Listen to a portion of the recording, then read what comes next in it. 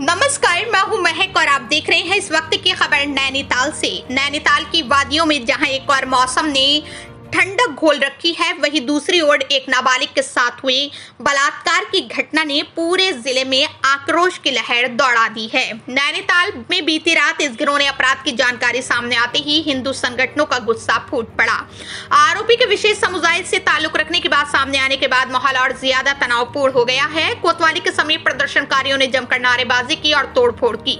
आज सुबह से ही नैनीताल का पूरा बाजार बंद रहा। सैकड़ों की संख्या में लोग सड़कों पर उतर आए और आरोपी के घर की ओर कूच करने की कोशिश की, लेकिन पुलिस ने रास्ता रोक दिया। इस दौरान प्रदर्शनकारियों और पुलिस के बीच तीखी नोकझोंक भी देखने को मिली। हिंदू संगठनों की मांग है कि आरोपी को जल्द गिरफ्तार किया जाए और उसके घर को गिराया जाए।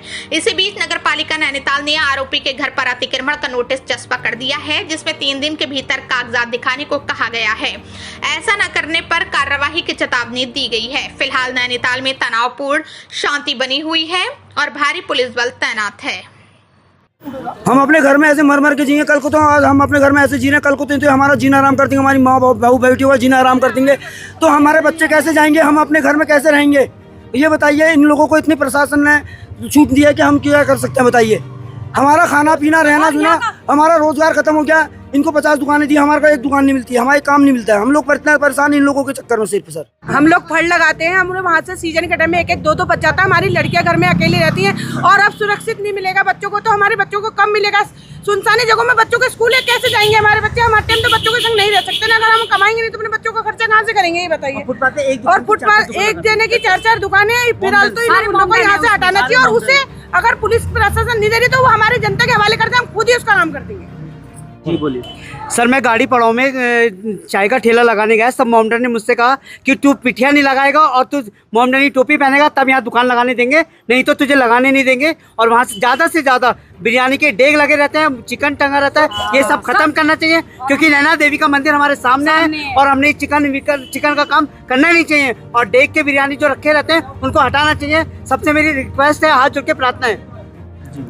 नैनीताल का रहने हुआ, मैं पैदा यहीं हुआ, सब कुछ यहीं हुआ। मैं यहाँ देख रहा हूँ कि मेरे नैनीताल के, वैसे तो नैनीताल 2 किलोमीटर का रेडियस में नैनीताल पूरा ख़त्म हो जाता है। 2 किलोमीटर के नीचे 15 किलोमीटर जाते ही हमारे वहाँ एक अवैध मदरसे निकल रहे हैं। यहाँ पर कोई ऐसी गतिविधियाँ हो रही हैं जो जिसमें ये बुढ़े या 60-65 साल का आदमी किसी 13 साल की लड़की में ऐसी हरकतें कर रहा है। मतलब हम हिंदू होके हम तो ऐसी चीज़ें कभी ज़िंदगी में भी नहीं सोच सकते, जैसा उन्होंने कर दिया। और उसके बाद प्रशासन उनकी तरफ से सपोर्ट करे तो ये भी हम नहीं चाहेंगे।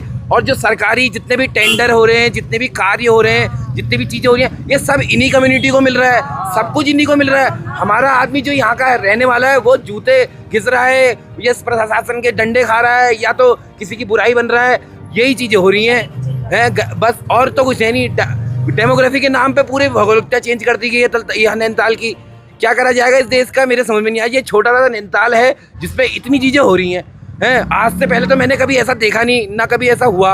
और हमारे छोटे से शहर में ऐसा हो गया तो मैं तो क्या मांगे रख रहे हो आप? हम तो ये मांगे के रखते हैं कि भाई साहब, जिस आदमी ने ये कृत्य किया है, पहले तो उसको कड़ी से कड़ी सजा मिले जाए, उसको सामाजिक बहिष्कार हुआ जाए, उसको समाज से बेदखल किया जाए। और अगर उसका कोई इलीगल काम है, अगर कोई उसका इलीगल घर है, कोई भी प्रॉपर्टी है, तो उसको तबाह किया जाए, डिस्ट्रॉय किया जाए, ताकि इनको पता लगे कि ये कर क्या रहे हैं करके, कि इनकी कम्युनिटी को पता तो लगे।